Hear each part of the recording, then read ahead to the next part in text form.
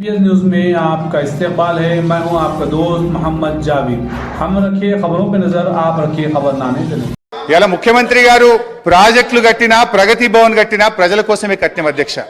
కానీ వీళ్ళు ఏం చేసిందంటే అధ్యక్ష, ప్రాజెక్టుల మీద దుష్ప్రచారం, చివరికి ప్రగతి భవన్ మీద కూడా దుష్ప్రచారం చేసినారు.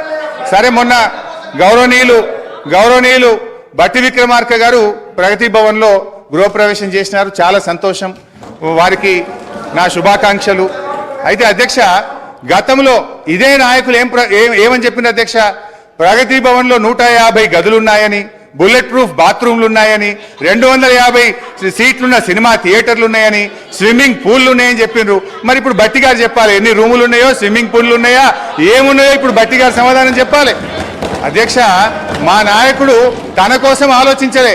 మొన్న ఆసుపత్రి నుంచి డిశ్చార్జ్ అయితే కనీసం ఆయన ఒక ఉండడానికి ఇల్లు కూడా కట్టుకోలే అధ్యక్ష.